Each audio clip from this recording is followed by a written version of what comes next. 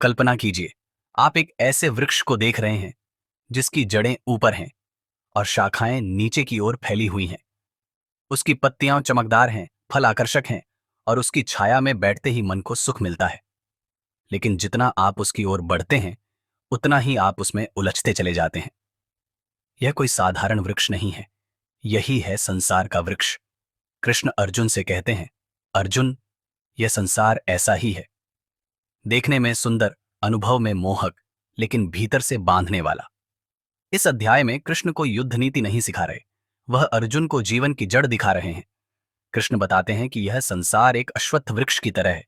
इसकी जड़ें ऊपर परमात्मा में हैं, तना अहंकार का है, शाखाएं इच्छाओं की हैं, पत्तियां वेदों की बातें हैं और फल सुख दुहक, लाभ हानि, जन्म मृत्यु। मनुष्य इस वृक्ष के नीचे खड़ा होकर सोचता है, यही मेरा घर है, यही मेरा सब कुछ है। लेकिन सच्चाई यह है कि यह वृक्ष क्षणभंगुर है।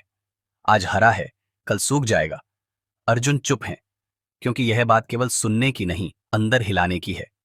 कृष्ण आगे कहते हैं, इस वृक्ष का वास्तविक स्वरूप न यहां दिखता है, न उसका अंत, न उसकी शुरुआत। जो इसमें फंस जाता है वह जन्म जन्मांतर तक भटकता है। यह संसार हमें साफ साफ नहीं बांधता, यह हमें उम्मीद, रिश्ते, पहचान, सपने देकर बांधता है और हम इन्हीं को जीवन समझ बैठते हैं। फिर कृष्ण एक निर्णायक वाक्य कहते हैं, अर्जुन, इस वृक्ष को काटना होगा, लेकिन यह कोई साधारण कुल्हाड़ी से नहीं कटता। कृष्ण कहते हैं, इस वृक्ष को वैराग्य की तलवार से काटा जाता है। वैराग्य का अर्थ संसार छोड़ना नहीं है, वैराग्य का अर्थ है संसार में रहकर भी उससे अंधा प्रेम न करना। जो व्यक्ति यह समझ लेता है कि सब कुछ अस्थायी है, सब कुछ बदलने वाला है, वही इस वृक्ष से मुक्त होने की ओर बढ़ता है। कृष्ण अर्जुन को बताते हैं, जब यह वृक्ष कट जाता है, तब आत्मा उस स्थान को प्राप्त होती है जहां फिर लौटना नहीं पड़ता। वही मेरा परम धाम है। यहां कृष्ण पहली बार साफ कहते हैं, लक्ष्य स्वर्ग नहीं है, लक्ष्य है पुरुषोत्तम। फिर कृष्ण 3 प्रकार के पुरुषों का रहस्य खोलते हैं। पहला, क्षर पुरुष, जो नश्वर है, जो शरीर, नाम, पद, धन और पहचान में उलझा हुआ है। दूसरा, अक्षर पुरुष, जो आत्मा को जानता है, शांत है, स्थिर है, लेकिन अभी भी सृष्टि का भाग है। और तीसरा, पुरुषोत्तम, जो इन दोनों से परे है, जो सृष्टि को भी धारण करता है और आत्मा को भी जीवन देता है। कृष्ण कहते हैं, मैं ही वह पुरुषोत्तम हूं, मैं इस नश्वर संसार में भी हूं और उससे परे भी।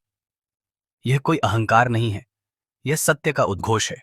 अर्जुन अब समझ रहे हैं, जीवन का उद्देश्य केवल अच्छा इंसान बनना नहीं है, उद्देश्य है उस सत्य से जुड़ना जो सबका आधार है। कृष्ण आगे कहते हैं, जो व्यक्ति मुझे इस रूप में जान लेता है, वह पूर्ण ज्ञान को प्राप्त हो जाता है। उसके लिए फिर कुछ जानना शेष नहीं रहता। यह ज्ञान किताबों से नहीं आता, यह अनुभव से आता है। यह तब आता है जब मनुष्य यह स्वीकार कर लेता है कि वह केवल शरीर नहीं है, वह केवल भूमिका नहीं है, वह केवल कहानी नहीं है। आज का मनुष्य भी इसी वृक्ष के नीचे खड़ा है। कोई करियर की शाखा पकड़े हुए है, कोई रिश्तों की, कोई पैसों की और कोई मान सम्मान की। और हर शाखा कहती है, बस मुझे मत छोड़ना। लेकिन कृष्ण का संदेश स्पष्ट है, शाखाएं पकड़कर ऊपर नहीं पहुंचा जा सकता। ऊपर पहुंचना है तो जड़ की ओर लौटना होगा। जब मनुष्य पुरुषोत्तम को पहचान लेता है तो वह संसार में रहता है, लेकिन संसार उसे बांध नहीं पाता। यही असली मुक्ति है, यही असली शांति है, यही गीता का हृदय है। अर्जुन अब केवल योद्धा नहीं रहे, वह साधक बन चुके हैं। और कृष्ण जानते हैं, अब अर्जुन युद्ध केवल बाहर नहीं, अंदर भी जीतने वाले हैं। अगले अध्याय, चैप्टर 16, दैवासुर संपद विभाग योग में कृष्ण बताएंगे कि मनुष्य को ऊपर उठाने वाले गुण कौन से हैं और नीचे गिराने वाली प्रवृत्तियां कौन सी। क्योंकि युद्ध केवल मैदान में नहीं होता, युद्ध हर दिन हर मन में होता है। जय श्री कृष्ण।